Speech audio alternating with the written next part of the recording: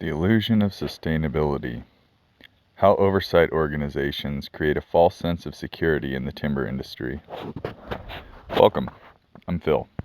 I've been exposed to the timber, forestry, and logging industry my entire life. My dad worked in the industry through my childhood, feeding our family with his strong back and felled trees. And I've worked in various stages of the industry to include timber falling, logging, sawmilling, and private land forestry. In today's world, consumers are increasingly aware of the environmental impacts of the products they buy. Companies sensing this shift in consciousness have strategically embraced certification systems promising sustainability and responsible sourcing in a bid to appeal to the eco-conscious buyers. One such certification has become so ingrained in the marketing of major brands that it feels synonymous with ethical practices, leading to increased trust in the product and a sense of moral reassurance for the consumer.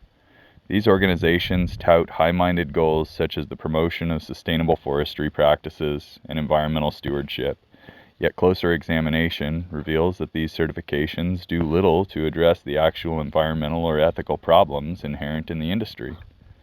Instead, they create a complex system of financial transactions and bureaucracy that only benefits a select few. The ineffectiveness of certification systems. The slogan of a well-known brand that carries an environmental certification may make us feel good about our purchase. It promises the paper we use or the lumber in our home comes from a responsibly managed forest. But the truth is far less reassuring.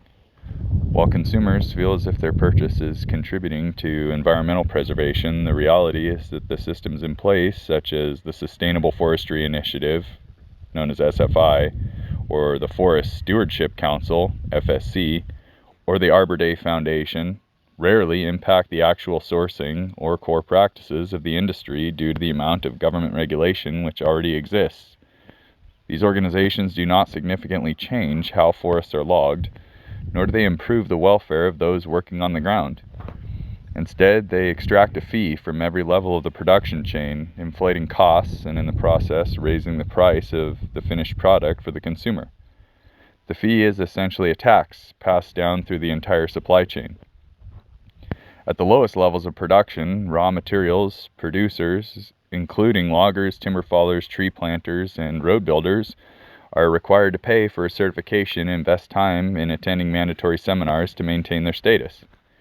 Despite the fact that these producers are already subject to strict regulations from the state in which they operate, ensuring compliance with environmental laws and ethical practices, they are now expected to comply with redundant or more often fruitless requirements set forth by these organizations. This creates an extra layer of cost and bureaucracy that does nothing to improve the sustainability of the product, but merely serves to extract money from already strained small producers. A Ponzi scheme for big players. The big players in the industry, such as Weyerhaeuser, Interfor, and Georgia Pacific, are the real beneficiaries of these certification schemes. While the raw materials producers are busy paying fees and attending seminars, these large corporations use their influence to ensure that cooperation with the certifying organizations is mandatory.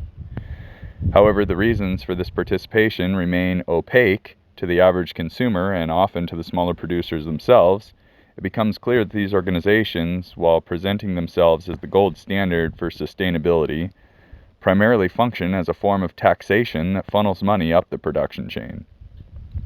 By forcing smaller players to comply with the certification process, the larger companies are able to leverage their economic power to secure an environment where only those companies who are affiliated with the organization or have the necessary resources can participate.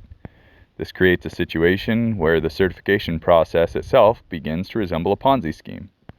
Certification is no longer about environmental impact, but about paying into a system that benefits those at the top of the hierarchy, while small players are left bearing the costs. A layer of illusion, not improvement. These certification bodies do not add any substantial value to the practices or standards that are already in place through already exceptionally strict state regulations. Big money players like Weyerhaeuser and Georgia Pacific are already bound by local and national laws that govern forest management, harvesting, and the overall sustainability of operations. These legal frameworks are designed to ensure that the timber industry remains in compliance with environmental and labor standards. The added layer of oversight and protection provided by certification organizations doesn't introduce any new operational standards. It merely adds another layer of bureaucracy and lobbying to the process, which more often causes the amount of regulation placed on the big players to decrease instead of increase. The operational standards of the industry, which are required by law, remain largely unchanged. The certifying organizations do not replace or improve the practices of logging, road building, or tree planting. Instead, they simply charge fees at each stage of the process, from raw materials to finished product, raising production costs without contributing to the quality or sustainability of the product. The financial and environmental costs of certification. What's worse is that this unnecessary complexity increases both the financial and environmental cost of production. The fees imposed by certification bodies trickle down to every level of the supply chain, causing a rise in the cost of production. Meanwhile, the time spent on attending certification seminars and undergoing additional audits pulls valuable resources away from the core work that is actually necessary for sustainable forest management.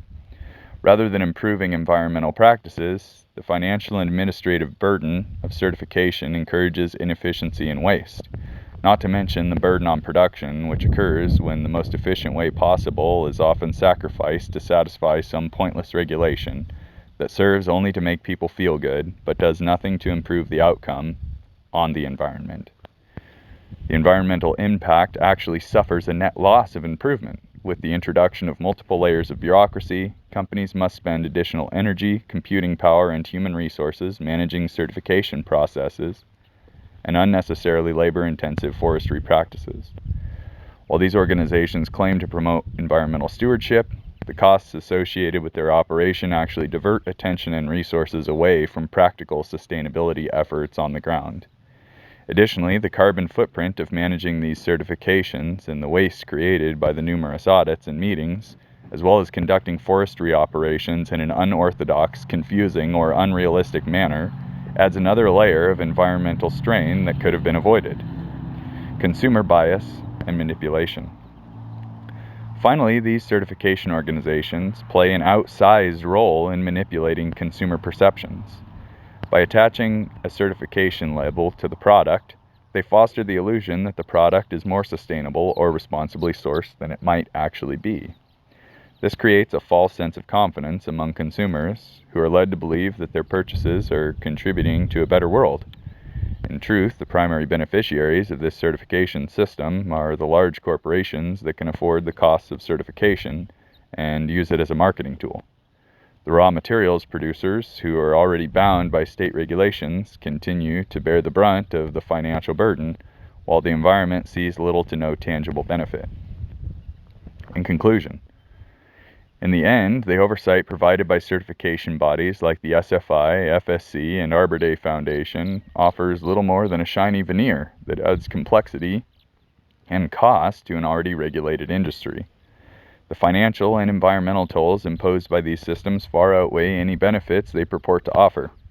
The true impact of these organizations is not in promoting better practices or sustainable forestry, but in lining the pockets of large industry players and maintaining a system that thrives on consumer ignorance.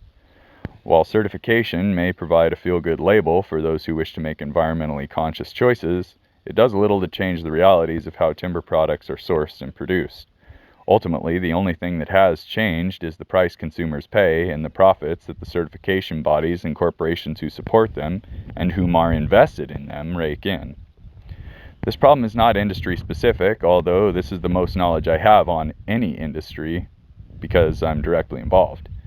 If you take a look at a can of coffee, a bar of chocolate, or a packet of tea, you'll see similar advertisements touting environmental and labor-conscious cooperation ensured by various sanctioning bodies, all sent to you to make you feel good for a nominal fee.